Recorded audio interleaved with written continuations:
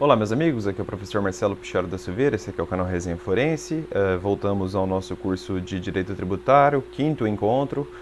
A gente segue com os tributos em espécie e dessa vez, como eu até avisei na aula passada, a gente estuda a categoria dos empréstimos compulsórios, ok? Então, item 1 do caderno, introdução, como sempre, né, de costume e de hábito que eu tenho aqui. Já vimos 3 espécies tributárias, então relembrando, a gente já estudou os impostos, a gente já estudou as taxas e a gente estudou na aula passada as contribuições de melhoria.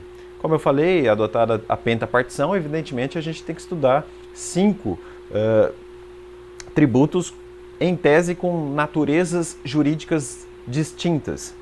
Se adotar aqui a premissa, a horrível premissa firmada na jurisprudência do Supremo Tribunal Federal. Eu digo horrível premissa pelas razões que eu já mencionei nos encontros antecedentes, né, quando eu critiquei a adoção da teoria da pentapartição. Muito bem, item 2 do caderno da aula de hoje, como sempre o PDF aqui embaixo na descrição do vídeo, tá? www.resenhaforense.com. Previsão constitucional dos empréstimos compulsórios. A Constituição da República previu os empréstimos compulsórios em seu artigo 148, que é assim redigido. Aí não tem jeito, tem que ler ler a Constituição mesmo. Artigo 148, caput.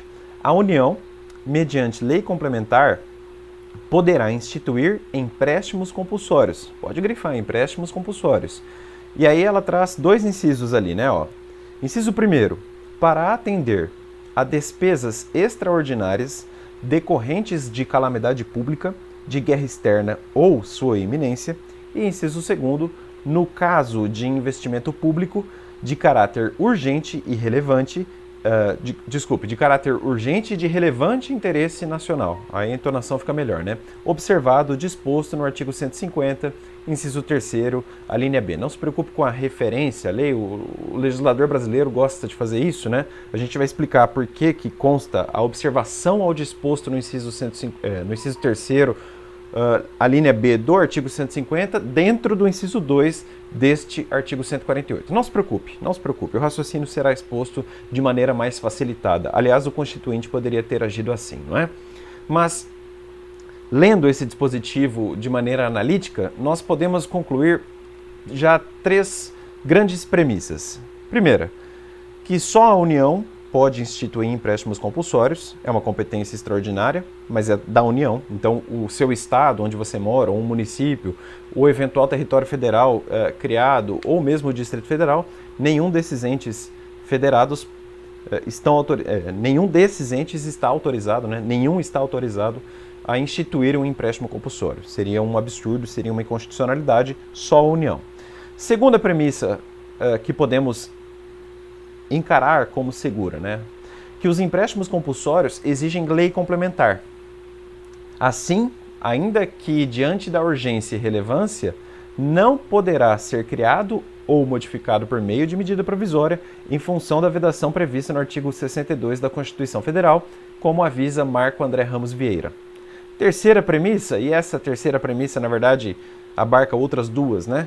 Subpremissas, vamos colocar assim, que só 2 situações autorizam a instituição dos empréstimos compulsórios. Primeira situação, despesas extraordinárias decorrentes de guerra externa ou sua iminência, ou de calamidade pública. E vejam que eu grifei externa, tem que ser guerra externa. Não se admitiria um empréstimo compulsório numa guerra civil interna, por exemplo.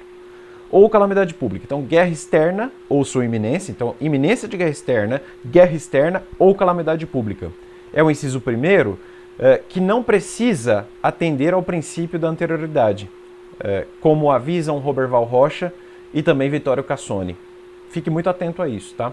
Segunda situação, dentro da terceira premissa, como eu falei, é o investimento público de caráter urgente e relevante interesse nacional, é o inciso 2.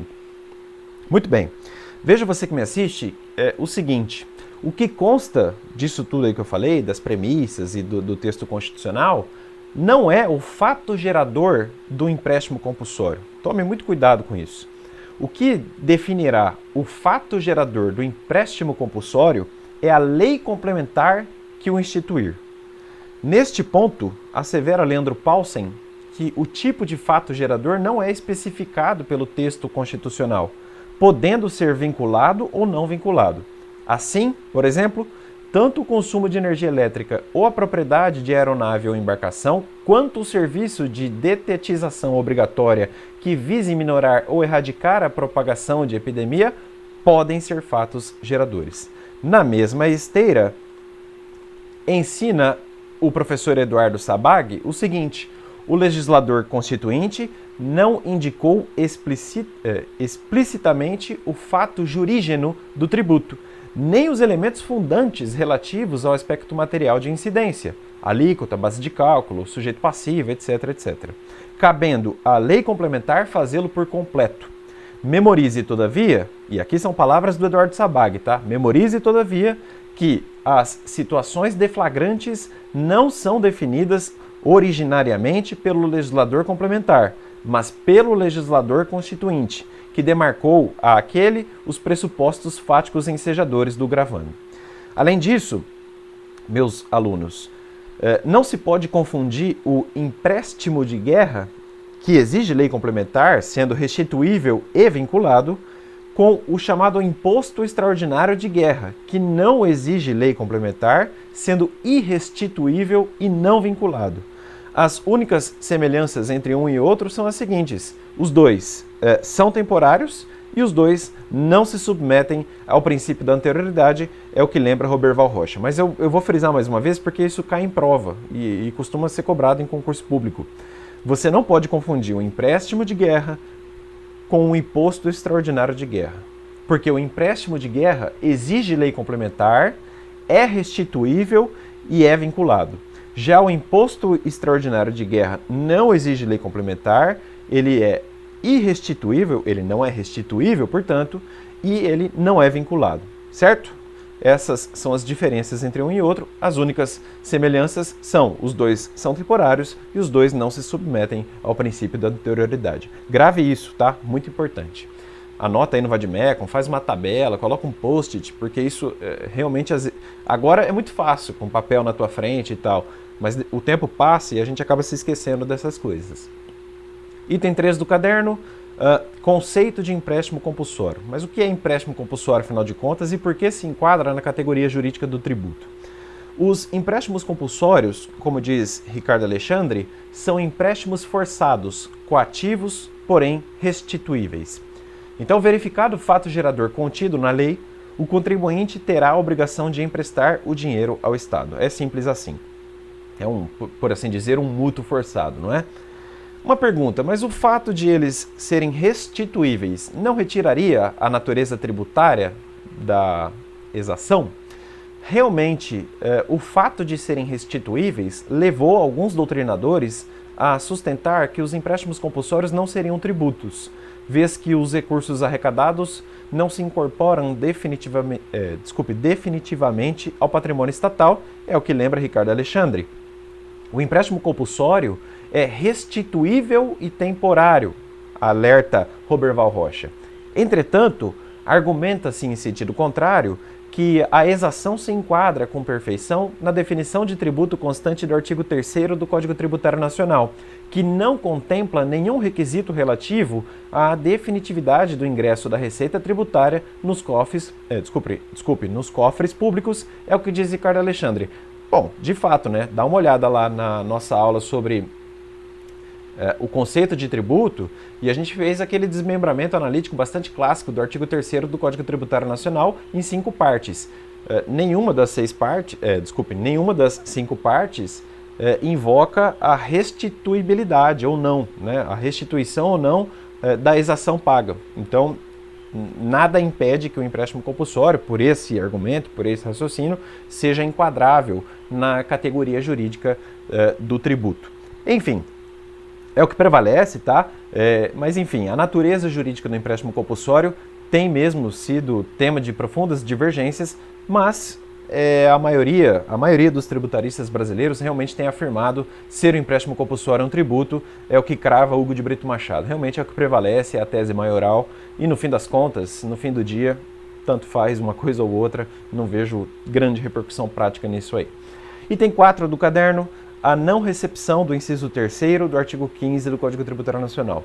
Na aula passada, se você é um aluno atento, você deve lembrar que no final da aula passada eu alertei que havia um trecho do Código Tributário Nacional que fora invocado pelo ex-presidente Collor quando daquele contexto fatídico de seu impeachment, de um congelamento forçado das poupanças e tal. Tem a ver com isso, tá? A base normativa, digamos assim, é o inciso 3º do artigo 15 do CTN.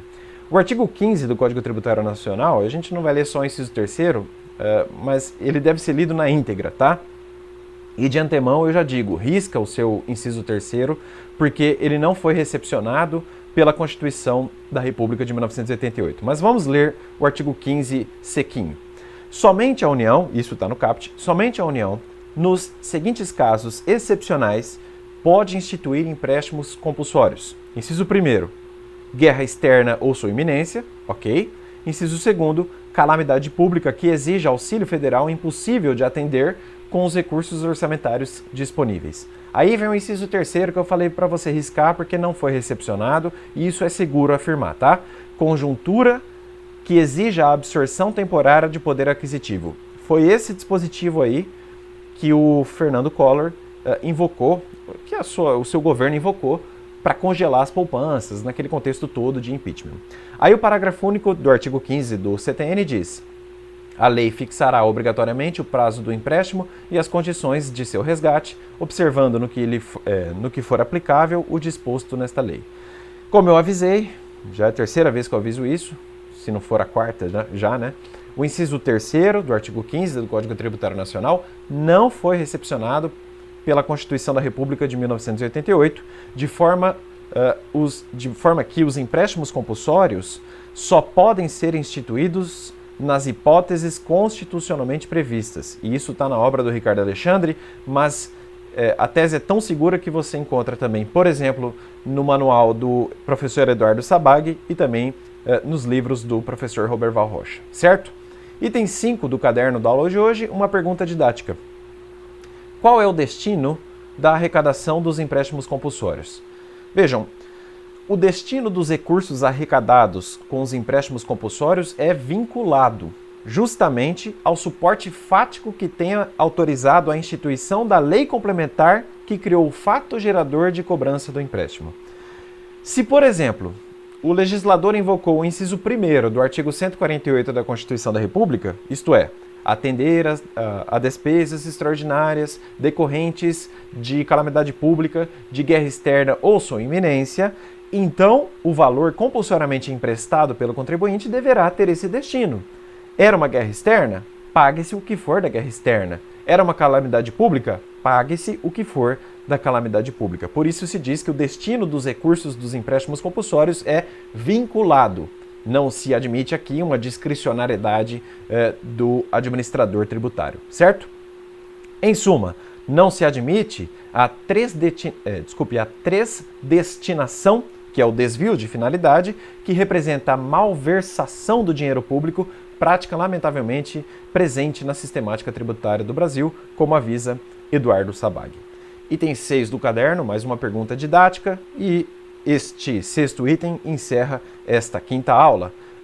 Item 6, portanto, pergunta: como deve ser feita a restituição dos empréstimos compulsórios? A lei complementar que instituir um empréstimo compulsório deverá fixar um prazo e as condições de resgate. Para a doutrina, a tributação não será legítima sem a previsão de restituição. Isso vocês podem encontrar na obra de Ricardo Alexandre e, no mesmo sentido, na obra de Leandro Paulsen. A jurisprudência do Supremo Tribunal Federal exige que a restituição seja feita em pecúnia, em dinheiro. Certa feita, isso é muito interessante, um decreto-lei de 1986 criou um empréstimo compulsório sobre a aquisição de combustíveis. A forma de devolução, segundo esse decreto-lei de 1986, seria em cotas do Fundo Nacional de Desenvolvimento.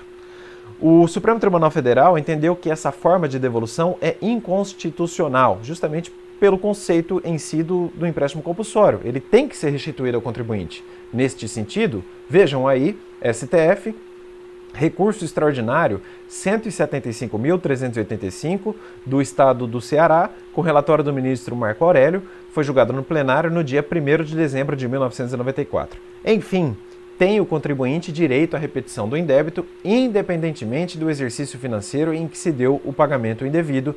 Mais uma vez eu cito aqui jurisprudência do Supremo Tribunal Federal. Desta vez eu cito o recurso extraordinário número 137.689 do Estado do Pernambuco, com relatório do ministro Nery da Silveira, foi julgado na segunda turma em 20 de setembro de 1994.